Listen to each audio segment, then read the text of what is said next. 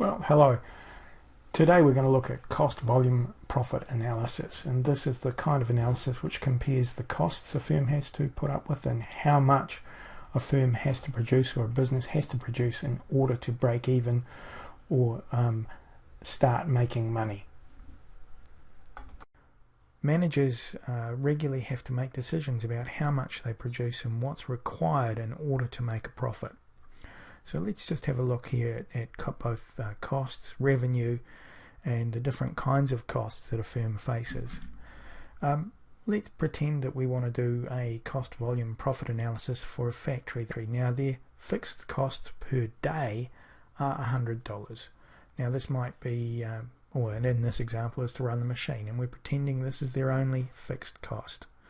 So no matter how much they make in a day, whether they make 100, 200, 300 or 700 chocolate bars, the fixed cost, the cost of the machine, is $100, and we'll call that fixed cost, or FC, there.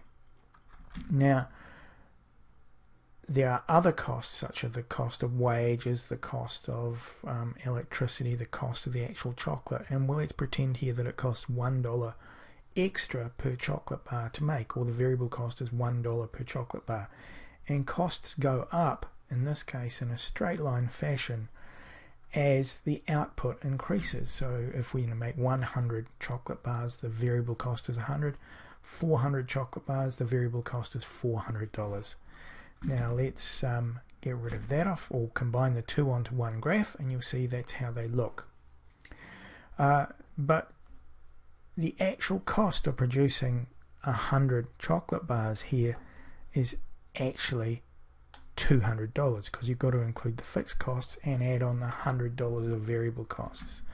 So we can shift that line up to there, and although it says VC sort of blurred at the top, it's actually now the total cost. So the total cost of producing 100 units is $200, and 200 chocolate bars is $300.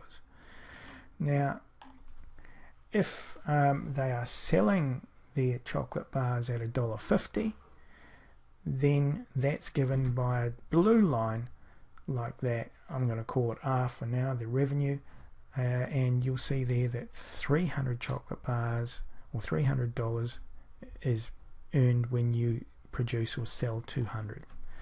Now let's combine them all onto one graph, and that's the original graphs, and where this top line here crosses is where the firm actually breaks even. And you'll see there it's a little bit off, they're a little bit inaccurate, but essentially that's what happens. Now we can do a numerical check of this. So one of the figures that we need to look at is what's called the contribution margin, which is the selling price minus the variable cost. Now this is selling price per unit minus variable cost per unit. So in this case it's $1.50 minus $1 gives us 50 cents. So the contribution margin is 50 cents per unit. Okay, and this is similar to the idea of gross profit, profit per unit, or gross profit per unit. And the break-even quantity is then given by the fixed cost, because this is what we've got to cover, divided by the contribution margin. Now the fixed costs were $100, 50 cents per unit is the contribution margin, which means it's 200 units. So we can do a further check. If we sell 200 chocolate bars at $1.50, this produces $300 revenue per day. And if the total costs are $100 plus 200, it says $200 here, but 200 times $1, which gives us $300. That's 200 units is what it means to say there. So at this point you should probably go and read the notes. There's more detail in the notes, and you should also go and practice some examples. If you're having difficulty, go over this example again, watch the video again. The video is broken into two parts. The first part looks at the graphs, the final part looks at proving the graphs correct numerically.